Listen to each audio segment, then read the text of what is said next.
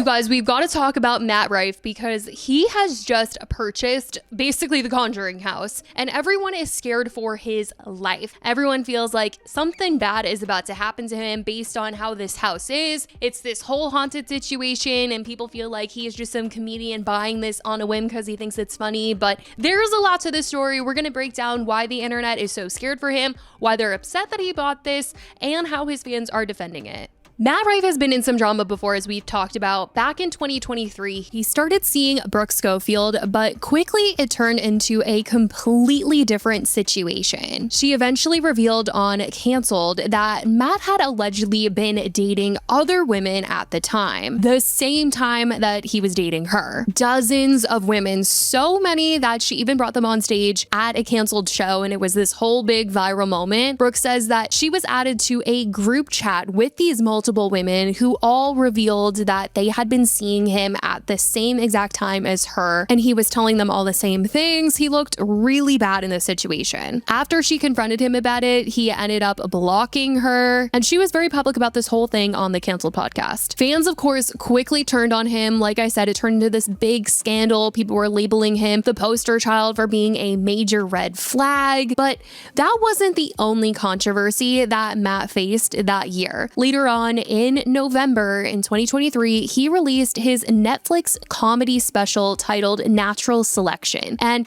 it immediately started major backlash. The special opened with a DV joke that many felt was very inappropriate and misogynistic. The thing is, Matt Rife's audience at the time was so many women, a lot of girls, because when he was doing his crowd work, he was always like flirting with the women, and so a lot of people just really liked him. He leaned into being hot and all this stuff. So his female audience was pretty hurt by seeing this be one of the jokes that he told during his special. The punchline implied that women deserve a black eye for not being able to cook, and people were quick to call this out. And like I said, because his fan base was mostly women, everyone just felt hurt that, you know, these were the people that were getting him this Netflix special, these female fans that boosted him up, and it felt like he was trying to impress the men with this Netflix special, and he wasn't catering to his core female audience at all, and they just felt so disrespected. And instead of issuing a heartfelt apology when the backlash hit, Matt doubled down. He was really standing by what he had said. He posted a sarcastic apology link on Instagram that directed people to a site selling special needs helmets, which many saw as incredibly ableist and dismissive of the very real concerns people had raised. Critics, including writers from Vox, Glamour, and Time, called the special out as tone-deaf, self-sabotaging, and deeply unfunny. But still, Matt has continued on and shockingly has landed movie roles and more for himself. But recently, he's found himself back in some drama with a really big purchase. He's officially the legal guardian of the real-life haunted Annabelle doll. Yes, the actual doll that inspired an entire horror franchise under the Conjuring universe is now under the care of 28-year-old Matt Rife. It's a wild career pivot in a lot of people's eyes, like people did not see this coming, but some fans who have watched him for a minute now have said that it's actually not so random, as he has been into scary houses before and has made YouTube videos going to haunted places, so it's not exactly out of left field. I mean, I even looked it up. I was actually pretty surprised because when I first heard about this news, I was like, this is so random, but he has been in a lot of videos where he's going into these haunted, creepy places. So Matt, along with YouTuber Elton, recently acquired the former Connecticut home and the entire occult museum collection of renowned paranormal investigators Ed and Lorraine Warren. This isn't just a spooky gimmick. This is the same Warren couple behind the investigations that inspired The Conjuring, Annabelle, The Nun, and more. Their museum houses over 750 supposedly haunted artifacts, with Annabelle being arguably the most infamous of them all. While neither Matt nor Elton owns the artifacts themselves, they are taking on the responsibility as legal custodians of the entire haunted archive, including the doll. And he spoke all about this purchase in a new TikTok. Hey guys,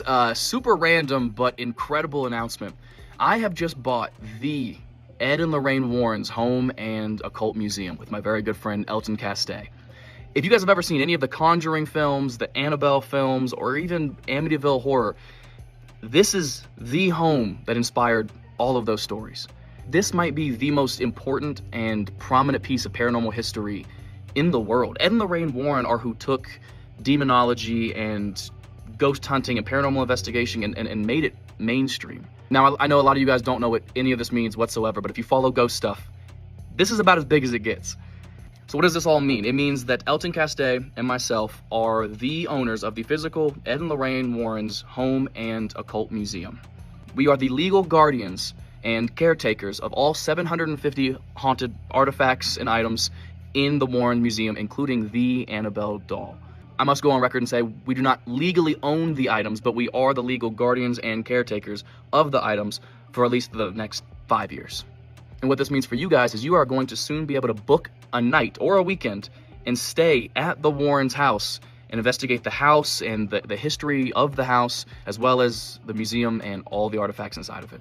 This is the most random hobby ever, but it's so fucking cool, man. I should probably collect stamps or something. Might be a little safer. But yeah, we own the house, and we are very excited for you guys to see it. But people are horrified for him and commented, "This is the beginning of his end, I think. Oh great, now Matt Rife is going to get possessed. What's next?" And Matt Rife was never seen again. Good knowing you, Matt. Go from comedy to tragedy. Who is in charge of your money? Don't touch nothing. It was nice knowing you, Matt. People are just voicing their real concern over Matt's new role, especially because it wasn't too long ago that Dan Rivera, a paranormal investigator who had been touring with Annabelle, was found dead in his hotel room. While authorities said there was nothing suspicious at the scene, of course, fans online quickly connected the dots, fearing that the doll's alleged dark energy had something to do with it. The incident has been a major talking point as to this entire Matt Rife purchase, with people fearing for his life now. And for those who didn't know that he had this haunted background where he really was obsessed with this type of stuff, have just been saying like the idea that a stand-up comedian who makes jokes for a living is taking over this home's care doesn't sit well with them, because they feel like he's not about to take this seriously. They were just calling out this purchase, feeling like he didn't know what he actually got himself into, especially because he wants the public to be able to come and visit inside. Do you all see that Matt Rife and his friend bought the Warren House and Occult Museum, and for the next 5 years are the custodians of over 500 haunted objects, including the Annabelle doll? Like, did we learn nothing, gentlemen?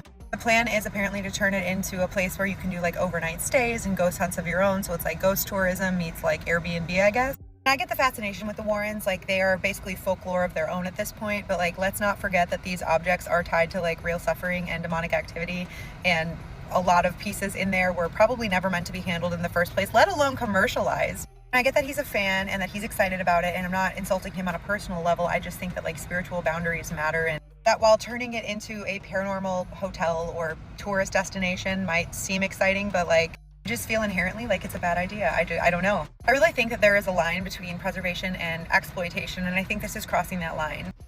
I just saw that Matt Rife bought Ed and Lorraine Warren's house and their museum, and that he gets to like have their collection for 5 years or whatever.